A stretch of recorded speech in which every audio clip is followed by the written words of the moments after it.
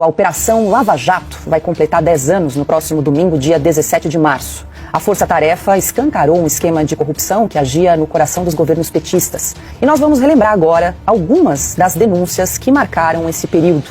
A gente começa mostrando como Joesley Batista expôs o esquema de doações para Lula e Dilma.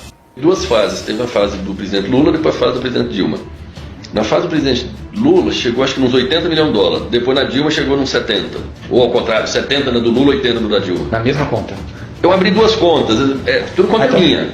Mas você já tinha quanto abriu especificamente para deixar o dinheiro do Guido lá? Eu chamava, eram umas continhas que não tinha pra gente nada lá. Sim. Eu que controlava e tal. Eu tinha uma, eu comecei a usar. Aí depois eu abri outra, foi quando a presidente Dilma ganhou. O empresário Marcelo Odebrecht detalhou pagamentos a uma conta separada para o projeto político de Lula. Para o nosso controle, nós chegamos e provisionamos então 35 milhões de reais desse saldo exatamente na conta Mimo, que seria, na época, eu nunca conversei com ele que era para necessidades pessoais do Lula, mas na época era para o projeto político do Lula, Instituto Lula, seja lá o que for, qualquer demanda que viesse de Lula estaria englobado nesses 35 milhões. Antônio Palocci, homem de confiança de Lula, também coloca o presidente como peça principal no sistema corrupto. O presidente Lula também começou só olhando campanha. Já no fim do seu primeiro mandato, muita coisa pessoal ele tinha pedido para ele, em termos de dinheiro que eu pessoalmente levei e entreguei para ele. No fim do seu segundo mandato, aí ele preparou sua aposentadoria. Recebeu 300 milhões da Odebrecht numa conta corrente de disponibilidade, recebeu seu sítio, que foi feito, combinado para seu uso, o apartamento. Quero te perguntar como é que você vê esse momento atual das revisões dessas colaborações, Deltan? Paulo, depois de 10 anos da Lava Jato, nenhum político corrupto tem medo mais de ir para a cadeia, porque ele sabe que a STF vai garantir a sua impunidade. Nós temos visto isso em uma série de casos, até mesmo no caso das empresas.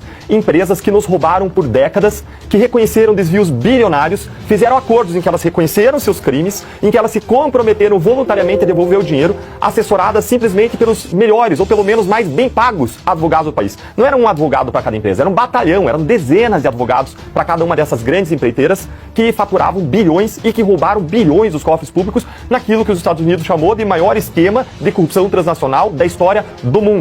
E aí nós tivemos o ministro Dias Toffoli suspendendo os pagamentos, a devolução do dinheiro roubado, presta atenção, a devolução para a sociedade do dinheiro que eles confessadamente nos roubaram foi suspensa. Qual foi a alegação dele? De que existiria uma possível pressão sobre essas empresas assessoradas pelos melhores e mais bem pagos advogados do país.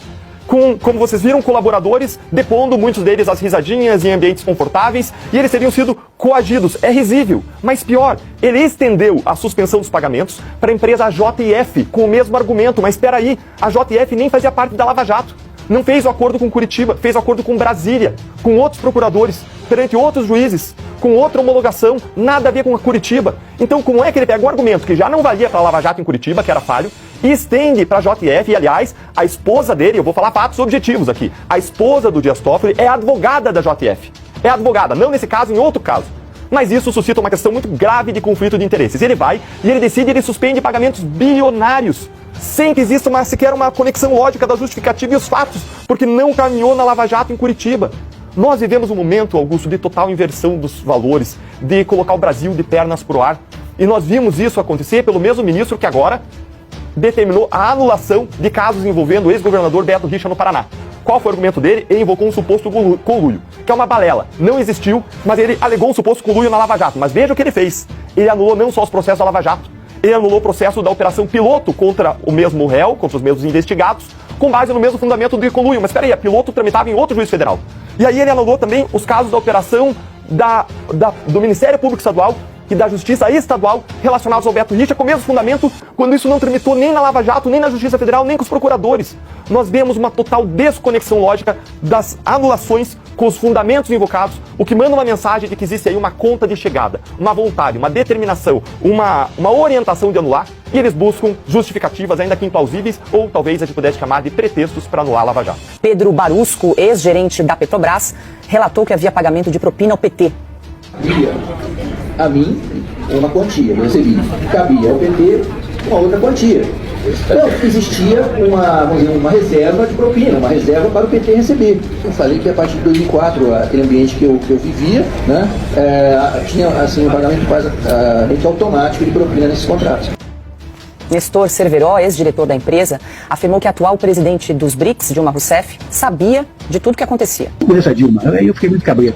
Embora eu conheça a intimidade da Dilma com o Delcídio, se a Dilma gostasse tanto assim de mim, ela não tinha me sacaneado, desculpe a expressão, há um ano, quase 2 anos atrás, quando fugiu da responsabilidade dizendo que tinha aprovado Passadina porque eu não tirava as informações completas. Ela me jogou no fogo, ignorou a condição de amizade que existia, que eu acreditava que existia, trabalhei junto com ela há 15 anos, e preferiu ficar limpo para ganhar a eleição, tinha que arrumar um Cristo. Então, não, eu fui enganado, é mentira. É mentira, eu estou dizendo que isso não tem importância para a homologação. Dilma sabia de tudo, o tempo todo. Certo. E, aliás, estatutariamente, aí o senhor conhece bem, estatutariamente, a responsabilidade da Petrobras de aquisição de ativos pertence ao Conselho, do qual a Dilma era presidente.